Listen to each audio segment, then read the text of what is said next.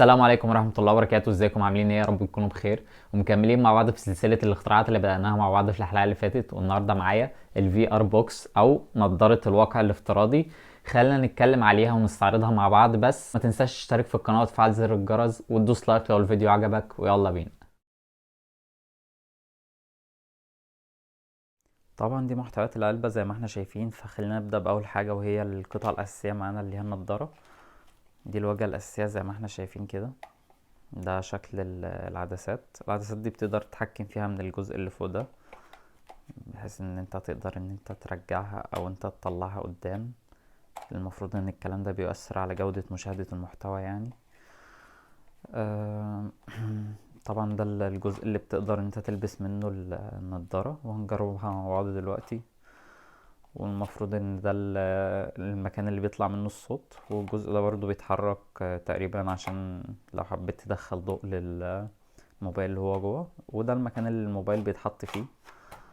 بتخرج دي كده وبتحط الموبايل في الجزء ده كده، وفي سوستة هنا بتتحكم في الجزء ده بحيث ان هو يقدر يمسك الموبايل. طبعا الخامات رديئة جدا، فانا مش عارف دي هتبقى في الاستخدام هتبقى عاملة ازاي، بس طبعا هنجربها مع بعض دلوقتي.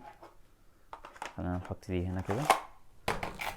نيجي هنا، ده ريموت كنترول بتقدر تتحكم فيه ان انت تعلي الصوت او توطي الصوت، او ان انت تشغل الفيديو او توقفه كده. لان طبعا غير منطقي ان انت لو حبيت ان انت تعمل كده انك كل شويه تقعد تخرج دي طبعا وانت هتبقى لابس النضاره وانت تتحكم في الموبايل كده، لا.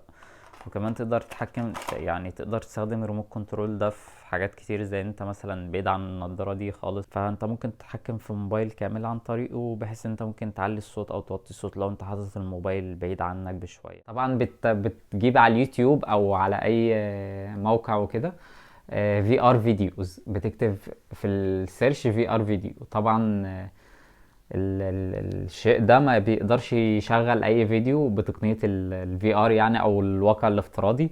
لازم فيديوهات يعني مخصصة ليه وكده. فخلينا مثلا نشوف الفيديو ده مثلا. طبعا جيت هدخل التليفون فمش راضي، لازم الواحد يشيل بقى الجراب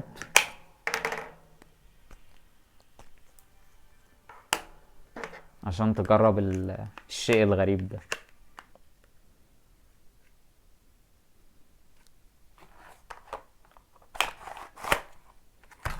المفروض انك بتلبسه كده.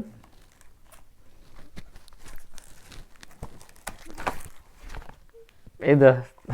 ايه ده يا صاحبي؟ والله عيب يا عم والله. طب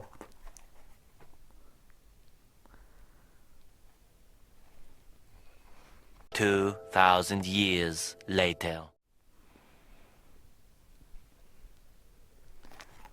ايه ده يا جماعة؟ انا مش قادر اوصف لك التجربة بصراحة. مش هي مش حلوة. انا مش قادر اوصف لك مدى سوءها بصراحة يعني. ما تشتريش البتاع ده، وفر فلوسك والله العظيم، حرام عليك خالص انك تشتري البتاع ده. انا جربته برضه، مش هقولك ان انا اول مرة اجربه معاك دلوقتي، لا انا جربته قبل كده والتجربة ما عجبتنيش خالص بصراحة. انا كده كده هرجع البتاع ده يعني، مش. السلام عليكم. بص يا صاحبي، انا حاولت اجيب لك بديل لنظارات الواقع الافتراضي ب 150 جنيه تقريبا، فقلت اجربها كده واشرح لك تجربتي معاها، يعني يمكن تعجبني او تعجب حد من المشاهدين يعني وكده.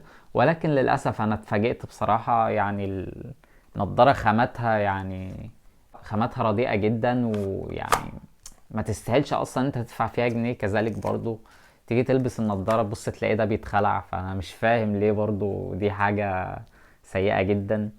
وكذلك برضه ان انت مش هتاخد حاجة منها، فانت ما تضيعش فلوسك كده، وحاول ان انت تستثمر فلوسك في حاجة احسن، حاجة تفيدك في حياتك، لان الشيء ده مش هيفيدك خالص.